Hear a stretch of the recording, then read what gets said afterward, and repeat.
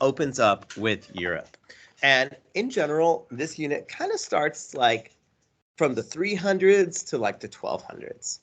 And when we look at a map of Europe from the 300s to the 1200s, we notice that there's not one country that rules all of Europe. In East Asia, there is like mainly one country that rules East Asia. That's China. But that's not true in Europe. In fact, Western Europe is politically decentralized. And there's a reason why Europe is fragmented. There's a reason why there's like 12 different countries in Western Europe. Something broke up during this time period, leaving Europe decentralized, fragmented in a bunch of countries. What broke up for number 37?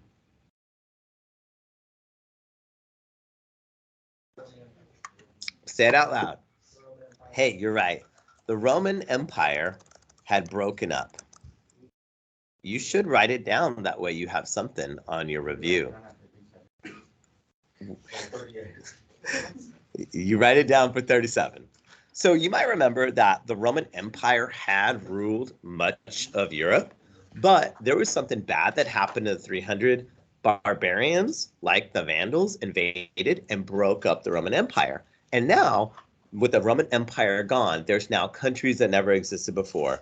Spain, France, Portugal, the Holy Roman Empire, England, etc., etc., etc. It was fragmented. Well, now that it's fragmented, and now there's a bunch of little countries, I've got some problem solving.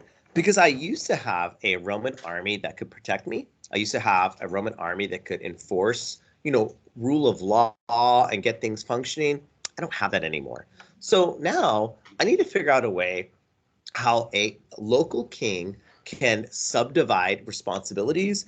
And I don't have a Roman army anymore, but man, if there's a way I could get like rich men to show up with their horses and rich men to show up and fight for me. I wish there was a system I could use, a political system that can make this work without a Roman Empire. In fact, this political system is known as this word where I give land for loyalty. What is this called? Yes, this is called feudalism. Sorry for my spelling. So you might remember I give land to someone and you give loyalty. You promise, hey, yes, you're a lord now, but you're going to show up, if I ever in need. And you know what you can also do? If you feel like you have a lot of land, you could subdivide your land and you could give it to people below you. This is a political system. This is land in exchange for loyalty. And I kind of got to do this because there's no more Roman army. I need to raise knights. I need to raise people that are going to show up for me in times of war or crisis. That's a political system. But we also have an economic system at this time because, again, without the Roman Empire, there's no one there to like manage things economically. And this is the Minorialism is where we work on a farm, a self-sufficient farm. You might remember that a manor is a self-sufficient farm. And what I mean by that is it has everything. Like there are woods for farming, for hunting. There is ponds for fishing. And if bad guys come, guess where the peasants can go for shelter in a manor? There's a castle. So I may literally never leave the manor because it's not safe outside the manor. There's barbarians, there's Vandals, there's Vikings. It's just not safe. And so feudalism is the political system and Minorialism is this economic system where I'm basically working on a self-sufficient farm where everything I need will be there. And the most famous people that work on this self-sufficient farm, the lowest class, they're not slaves, but they definitely are tied to the land in some way. What are they called? They're called the serfs. Exactly right. They're not slaves, but they are in some ways tied to the land. They are called serfs. Now, this unit also talked about different governments in these new countries, and these are countries that had not existed before after the fall of Rome. And some of them don't really have meaningful checks and balances. For example, there was a country with a legislature called the Estates General. And this was an example of a country that has a parliament, but this parliament wasn't really any check on the power of the king. Kind of the upper class got to do whatever they wanted. You might remember that the Estates General was divided up into 3 estates. The first estate was made up of, do you remember this? The clergy. Clergy is what kind of people? Priests. The second estate was made up of nobles. And do y'all remember what the third estate was? That was everyone else. So that includes prostitutes. It also includes merchants. And this Estates General was not a check on the king because you know who hooked up and voted together every single time? The first and the second estate, the clergy and the nobles always hooked up, and as a result, they always kind of like took advantage of the third estate. So it was not like a meaningful check on the first or the second estate. There's also some, and what country is this in, by the way? France. Yeah, this is France, in case you didn't know. There's also something called the investiture controversy, and this is a good example of the two groups that are kind of like fighting for power after the Roman Empire is gone. There's a conflict, even to this day, between church and state. And there was a question of who picks, what do we call like the assistant principals in the Catholic Church? Bishops. Who picks bishops? The government, like the King of England's like, well, I think I should pick it because like I'm literally the king. And the Pope's like, I should pick the bishops because I'm like the Pope. So this is just an example that church and state are like fighting. Church and state are competing. Church and state both want to be in charge of our lives. The investiture controversy. It was the question, who gets to invest and make the decision of picking bishops? The Catholic Church says we should, and the local king's like, I think we should. This is a debate between church and state. 43, there is checks and balances in England, and unlike France, there are actually 2 checks and balances. One check is a document. What document in England checks the power of the King of England? You're right. There's something called the Magna Carta. And the Magna Carta says there's some things the King of England just cannot do. And he has to honor the fact that he has limited powers by this piece of paper. That's kind of important because who is inspired to limit their rulers by a piece of paper? We are. We have a constitution. Our idea that this piece of paper limits what the president can do comes from the Magna Carta. They also have an institution in England that limits the power of the king. What institution is that? They have Parliament, which is like their Congress, right? It passes laws. The king can't do whatever he wants. He has to have Parliament say yes or say no. Also, in this unit, we have a conflict that lasted a long time, and we call it the 100 Years' War. And there's 2 countries that fight each other for 100 years plus. Those countries fight each other so much that they actually get like a real source of pride in their identity because they've been fighting. Like, we have a rivalry with Deer Park. So like, oh, Deer Park sucks, even though like we literally live in the same neighborhoods and go to the same HEB. We're like, oh, they're so different.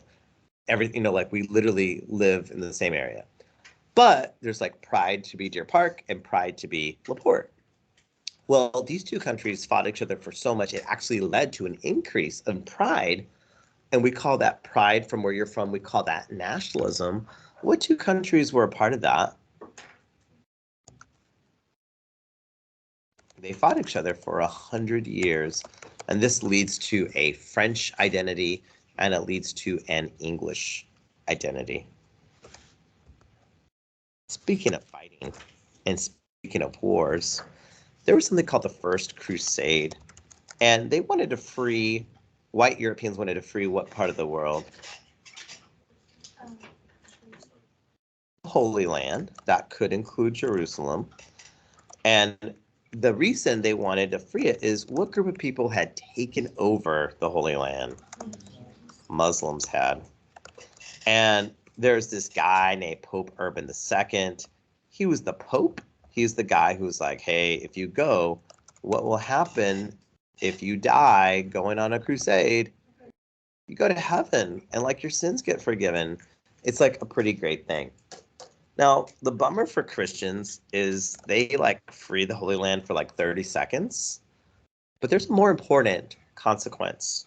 Because when white Europeans go to the Holy Land, what do they come in contact with that they say, we want to keep having this even after this war is over? Spices, sugar, coffee. It exposes them to Asian products.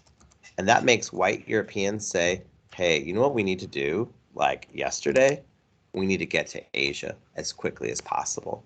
So a long-term consequence on the Crusades, it's not that they actually freed the Holy Land very long, because they didn't, but the most important long-term consequence is it kind of opened up Europeans to Asian products. And that's going to make people like Chris Columbus. That's going to make people like Magellan want to get in boats and sail around the world.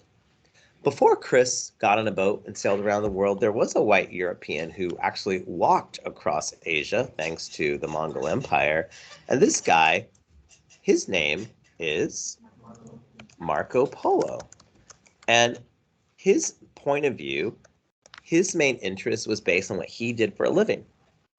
If you're an athlete, you might have an interest in athletics in different countries. If you are a musician or you like music, you might be interested in music from other countries. But Marco Polo, his job, he was a merchant. So he was really interested in business in other countries. And he also wrote a book that inspired future travel.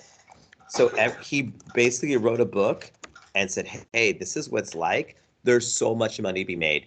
We need to go to China. We need to go to Asia. We need to get there. And Marco Polo, because he was a merchant, he was looking at the point of view of business, business, business. In fact, who picked up his book and said, yeah, we need to go to Asia to make money? Christopher Columbus, right? It inspires future travel. That guy's name is Marco Polo. Is all of this vaguely familiar? Yes. Good. Number 47, man, during this time, there's a season of a few hundred years of lower temperatures, and as a result, lower agricultural productivity. This is something that was beyond human control, but affected human lives. What is this season of a couple hundred years called? Where it's called the Little Ice Age. Actually, during the Little Ice Age, Greenland used to be green before the Little Ice Age. It was called Greenland because when the Vikings got there, it legit was green. There was farming, there was cows, there was chickens. They could raise those there. But climate change happened, and it got colder. It got so cold, even the Vikings had to bail. If it's cold enough for Vikings from the north to bail, dang, that's cold. And the Little Ice Age caused the Vikings not just to leave Greenland, they also bailed on Canada because the Vikings were the first white people to America. They beat Columbus by like 300 years, and they settled in Canada. But because of the Little Ice Age, it got too cold for them there too. So they bailed on Canada, they bailed on Greenland, and they did stay in Iceland. So that's the Little Ice Age. Number 48. Because the Catholic Church has certain rules, there was a rule that said Christians could not do something. And Jews, not being Christian, were eligible for this job that is necessary for every society to have. You have to have this for society and business to run. And Christians weren't allowed to do it. Jews aren't Christians, so they said, well, we'll do that job because it literally has to be done. What job did Jews have in the Middle Ages? That kind of actually leads to some stereotypes and anti-Semitic tropes to this day. What job did Jews have? They're what? They were bankers, because it was actually considered a sin for Christians to charge. What do you charge when you lend money of credit cards or banks? What do they charge you? They charge what? Yeah, it was actually considered a sin to charge interest. But if you're not going to get interest, are you going to lend anyone any money just for funsies? Are you going to like lend someone $100,000 just for fun? Yeah. No, like the only reason you'd lend that kind of money is to make some money off of it. Well, Jews aren't Christians. And so they're like, well, there was a rule that said that Christians can't lend money. Jews aren't Christian. Like, well, we'll do it. And because they become really wealthy and successful, people start to say racist things like, oh, Jews, they just care about getting rich. Oh, Jews just care about money. And these are stereotypes, anti-Semitic stereotypes that continue to this day. But it is true that Jews got involved and did really well in banking because Christians weren't allowed to. And you have to have banks. I'm just saying, like, you have to have banks for society to function. You have to lend money. You have to have these things. And the Jews said, we'll do it because Christians can't. 2.1, the Silk Road. You might remember that there were cities like Kashgar and Samarkand. And you might remember that the Silk Road, that all along the Silk Road, these were places where you could rest. These were like basically like rest stops, right? These were places where you could rest. And I even made a reference that in the Pixar movie Cars, there was like a town that was like super important during Radiator Springs, right? But later on, when there was a faster way to get from point A to B, Radiator Springs faded away. No one knows where none of you know where Kashgar is. I probably cannot find Kashgar. Just like people had forgotten Radiator Springs. At its heyday, though, if you remember like the montage, the flashback, it was like, that was the place to be, Radiator Springs. In the same way, cities like this on the Silk Road, these rest stops, they were at one point on the Silk Road in Central Asia, they were the place to be. Later on, Europeans realized we can go a lot faster by putting stuff on boats, forget the Silk Road, and forget cities like Kashgar and Samarkand. These cities are an example of what we call caravanserai, which are, again, these are rest stops along the Silk Road. The bummer about it, so it's like really great. These are like really important, but there's also a bad thing that probably spread when people all along the Silk Road are stopping and housing together in these caravanserai. What? Yeah, because you know what? I've got these horses and they've got fleas on them and we're all resting together and we're going in different places. The Black Death may incubate in these caravanserai. There are two things that China figures out as they start doing long distance trade. They're like, dang, I don't want to travel 1,000 miles with a wagon of gold. Because you know what's going to happen to me if people see me going with a wagon of gold 1,000 miles? Guess what's going to happen to my wagon of gold? I'm going to get robbed. So they decide two things financially that they're going to do to help transport and make long distance trade possible. The first thing is that I might go to someone and say, hey man, I'm going to go to Kashgar. It's like 1,000 miles away. And I want to put my money on deposit with you. And when I get to Kashgar, I'm going to make a withdrawal. And it was like sending your money long distance. There's a name for this? Yes, exactly right. Very good, Cielo. This is called, and you're the only one to get this right today. This is called flying money, or you could even say flying cash.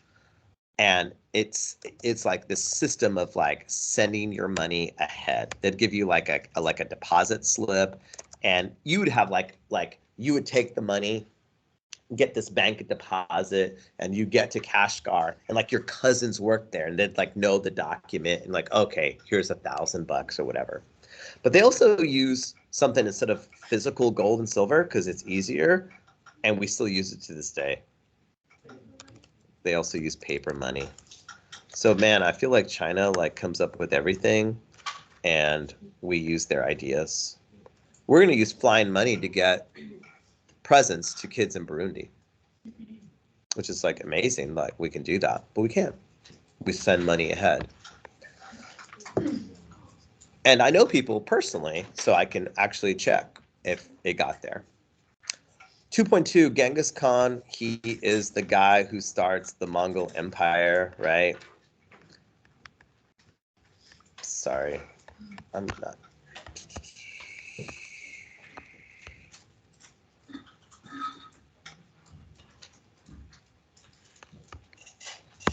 Yeah, so Genghis Khan starts the Mongol Empire, and then you know what happens? At some point, it's like the largest empire in the world, but then it breaks up into what's called khanates. A khanate is a government led by, guess what type of a leader? A khan, right? So there was like funny names for different parts. Like, I'm going to skip just a little bit, but the Golden Horde was the Mongols in what part of the world? That was Russia, right? So that was one of the khanates. There was also Kubla Khan, and he ruled a khanate called the Yuan dynasty. But what part of the world did they rule? China.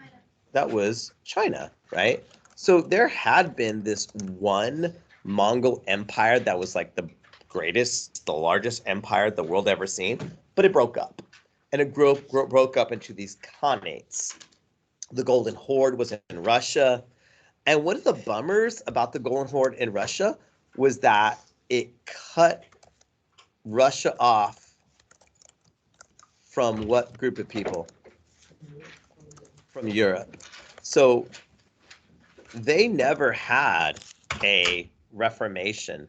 They never had an enlightenment. They never had a scientific revolution. And that's why Russia kind of has a reputation of being like backwards compared to the rest of Europe, partly because they were cut off from Europe. Another thing that helps like the Mongols beat up is that the Mongols are like good at like beating up and conquering, but they're not like really great with like math and science. But if you're going to take cities, you need to have catapults, and catapults require that you know like geometry and engineering. So they actually get the smartest people. Like if they go to your town, they might kill everyone, but they're going to keep the engineers. You know why? Because you know how to build a catapult and I don't. So they take technology from other people groups. So I don't know how to build a catapult, but you do. I'm not going to kill Mason Bell. I don't know how to like make this catapult work. I think Chada is probably good at this. I'm going to make sure I don't kill him. Now I'm going to make sure Logan Prey, who knows how to write and read, I'm not going to kill him because I could use that skill. So they have other people groups who are good at that to do that.